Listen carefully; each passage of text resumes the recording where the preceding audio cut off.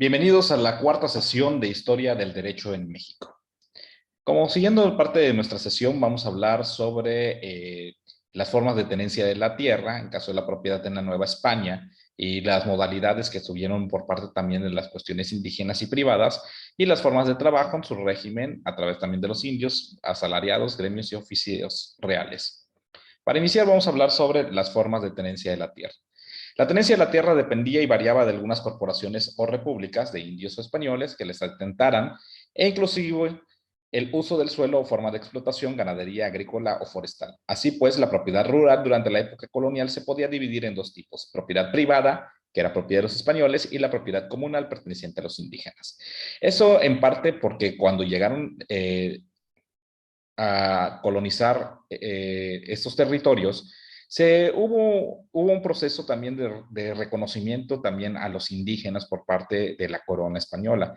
Sin embargo, este reconocimiento, sobre todo en las leyes, también tenía algunas cuestiones que no cumplían con las disposiciones que estaban establecidas para el respeto a estas culturas que eran originarias de este territorio. Y por ende se dio una serie de situaciones que desprovistas también sobre excesos, es lo que ocurrió también para el proceso de independencia. La propiedad, en este caso, de la Nueva España fue el sistema precapitalista de tenencia de la tierra que existió en el virreinato y se mantuvo hasta el siglo XIX. Al ser abolida la ley Lerdo en 1856, la Nueva España coexistieron en constante disputa por la posesión de la tierra dos tipos de propiedad: la propiedad comunal, exclusiva de los indígenas y heredada de la antigua organización social Calpulli, y la propiedad privada de los españoles. En el Calpulli estamos hablando también que esa misma herencia en la actual Constitución de 1917 se mantuvo a través del ejido, como un reconocimiento sobre la tierra y el uso de la propiedad originaria. El señorío del rey puede entenderse como una institución medieval que comparte características con el feudo. Era frecuente en España, donde surgió en la región norte y luego se expandió hasta todo el resto del reino. Lo fundamental del señor es la percepción de la renta de la tierra. Las vías de obtenerla eran innumerables, pues inmediatamente un conjunto de difuso de derechos señoriales conseguía agravar cualquier momento de producción o aumento de prosperidad de los campesinos: derecho de paso, de pontazago, portazgo. ¿Eso qué significa? Que los españoles, para poder adquirir, compraban estos territorios a los indígenas por un costo que reconocía el reino. Y como este costo era reconocido, pues también se obtenían a través de estos recursos que era lo vital, que era el establecimiento de un territorio vasto para las producciones, sin embargo, de hacerse dueños de estas tierras. Los señoríos étnicos de las unidades políticas que se convirtieron en confederaciones más estables, organizadas mediante alianzas y relaciones de parentesco como organización social. El señorío étnico se basaba en unidades menores, compuesta aproximadamente de 200 personas, denominada ailius. La tierra. La tenencia de la tierra dependía o variaba según la corporación en república. Recordemos que esta se dividía en indios y españoles que las detentaran, e inclusive el uso del suelo, forma de la explotación ganadera, agrícola o forestal. La propiedad de la tierra en el virreinato: antes de la conquista, la clase alta ostentaba tierras trabajadas por la gente del pueblo. El pueblo perteneciente al Calpulli tenía una especie de posesión comunal, hoy que es elegido, como hablábamos hace un momentito, trabajado de una forma equitativa y su producto era repartido de igual forma.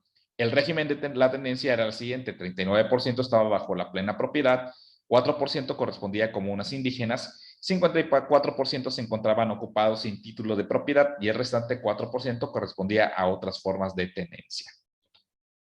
En el caso de aguas, montes y pastos, la composición era la figura jurídica del derecho castellano, mediante el cual se disponía a regularizar las situaciones que estaban al margen de la ley, tales como la ocupación indebida de la tierra y la condición extraoficial del extranjero a través del pago real de la hacienda. Recordemos que también parte de la herencia en el derecho que se utilizaba en Europa era también de la parte romanística, y sobre todo, pues esa herencia era también parte de lo que se establecía poco a poco en los procedimientos jurídicos. Dicho de otra manera, en términos de composición, significaba componer o arreglar lo descompuesto o desordenado. Al ser aplicado al régimen de tierras de las Indias Occidentales, aludía a la restitución de tierras realegadas a favor de la corona española, adquiridas por derecho de conquista o colonización, siendo estas. ¿Qué significa? Que como era un proceso de conquista, pues podía pedir las tierras, sin embargo, también se adquirían a través de un pago considerable a los indígenas. Los minerales, la minería fue la actividad económica que más impulso tuvo en la colonia, pues cualquiera podía echar a andar una mina siempre y cuando entregase la quinta parte de las ganancias a la corona española. Fue además de un incentivo para la conquista, exploración y colonización de nuevos territorios. Es así como también se van a la parte norte de estos nuevos territorios, en Arizona, en Nuevo México, en Texas, que fueron territorios que también se fueron expandiendo por parte de, el, de la corona española. Los minerales que se explotaban eran la sal común, sulfato de cobre y mercurio. Para que la mezcla fuera íntima se le apasionaba apisonada por medio de mulas adiestradas, y así se conseguía que la sal y el sulfato de cobre produjeran cloro cúprico, lo cual atacaba el sulfuro de plata y lo convertía en cloruro de plata, y este finalmente. Recordemos que en la parte de la Mesoamérica y Aridoamérica, pues uno de los grandes metales que ha tenido ha sido la plata, que hasta hoy se sigue explotando. Siguiendo al maestro Barney, en la propiedad de los indios, las tierras indígenas fueron incorporadas a la estructura de los conquistadores con criterios y medidas agrarias muy diferentes a las prehispánicas. Les fueron reconocidas sus propiedades y variaciones de distribución conforme al grado de desarrollo cultural de las poblaciones aborígenes, y recordemos que aquí fue precisamente reconociéndoles el derecho comunal. La propiedad comunal del pueblo no se podía vender, regalar o traspasar, solo heredar. La tierra debía ser trabajada por todas las familias y los frutos de ellas les pertenecían. Reconocida por el gobierno español, impuso el pago de tributo en especie y en trabajo. Propiedad comunal de ciudades, villas y lugares. Al mismo tiempo que se formó la propiedad privada, surge la propiedad comunal de las ciudades, villas, a las que se les adjudicaba solares de propios y tierras, junto a una declaración de aprovechamiento de montes, pastos y aguas. Respecto a la regularización y organización de estas tenencias, como regalías a la corona en India se tomaban 4 criterios. 1, todo territorio pertenecía originalmente a la corona. 2, las aguas y los montes y pastos debían disfrutarse en común, con excepción de lo que disponía la corona. Tercero, el fomento de la producción agrícola y minera correspondía a la corona, y el interés a la comunidad siempre tenía preferencia sobre el de los particulares. Y cuarto, el bienestar de los indios debía estar en el centro de la política real. Recordemos que la corona sí, en la política de Indias, hablaba sobre un reconocimiento que se le hacía a las culturas que eran originarias, en el proceso también de reconocimiento de sus tierras, de sus orígenes y de su cultura. Sin embargo, pues también surgían en esos momentos situaciones que contraponían para la obtención de territorios a través de costos muy por debajo de un costo entre españoles. La propiedad privada, tras la conquista española, se produjo institucionalmente el concepto de propiedad privada, preindustrial y tenencia de la tierra, dependió del derecho castellano, por medio de distintos tipos de la propiedad civiles y eclesiásticas, sin desconocer la propiedad comunal de los indígenas. Era un medio para regularizar la tenencia de la tierra a favor de quien no tenía título de propiedad, sino una simple concesión como las mercedes sujetas a confirmación por la autoridad real y en casos de que hubiera sido expedido ilegalmente, es decir, con quien no tenía facultad para ello. La propiedad corporativa, por su parte, la administración española intentó evitar las grandes concentraciones de tierra en manos de la iglesia corporación, por lo que se condicionaba al propietario que iba a adquirir una propiedad a no donar ni vender al clero sus tierras, sin que se diera resultado, lo que trajo como consecuencia que a mediados del siglo XVIII se iniciara con los procesos de desamortizaciones de bienes. Esto, y recordemos que el clero, como parte también de los procesos de la conquista, fue la evangelización, pues empezó a hacer de grandes propiedades de tierra, y esas propiedades de tierra lo que buscaba sobre todo es que no quedara en una sola corporación o en manos de la iglesia, por lo que pedía este criterio de que el propietario no las donara a la iglesia. La iniciación de la desamortización, como mencionamos, fue un largo proceso histórico-económico iniciado en España a finales del siglo XVIII por Godoy y cerrado ya muy entrado el siglo XX, y consistió en poner al mercado, mediante subastas públicas, las tierras y bienes que estaban amortizados, es decir, que no se podían comprar.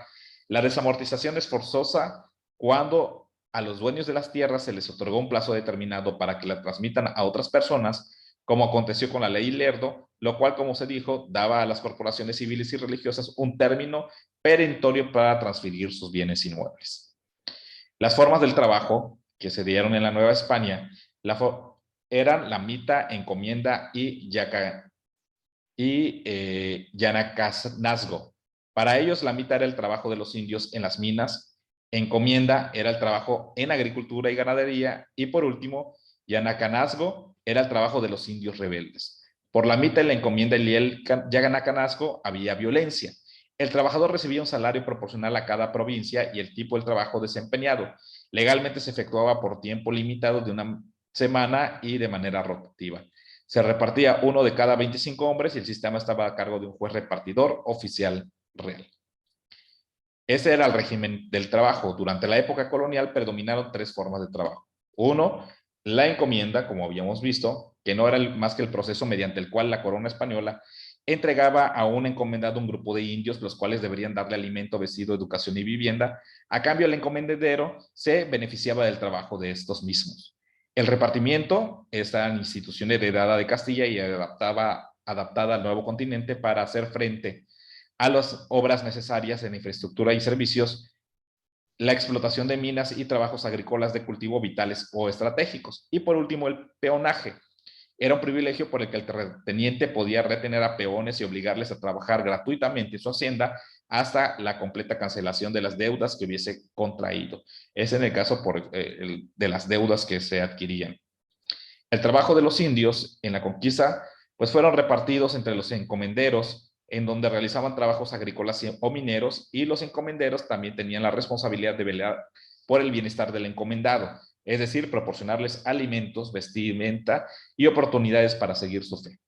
Tanto la agricultura como la ganadería, la minería o el comercio prosperaron basándose en el trabajo físico de los nativos.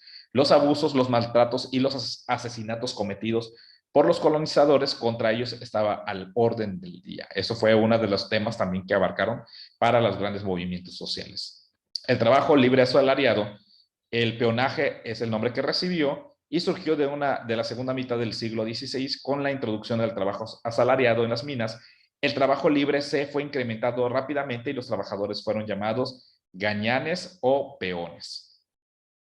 En los gremios, el gremio era una corporación de trabajadores artesanales que se agrupaba para protegerse del desempeño de los mismos oficios. Establecía también las reglas sobre manera de trabajar la materia, garantizando la calidad de los materiales, la técnica de fabricación y las características del producto. Esto es sobre todo para cuidarse de quienes podían en su momento, pues también perjudicar en el tema del trabajo. Los oficios reales, los oficiales reales eran los responsables de recaudar los impuestos, de distribución de ingresos y de pagar a los proveedores, y contaban con ciertas características que los convertían en pieza fundamental en el funcionamiento de la administración novohispana, y sobre todo para el seguimiento del tema de la administración, de la compilación de los impuestos y de los tributos que se tenían que enviar a la Nueva España.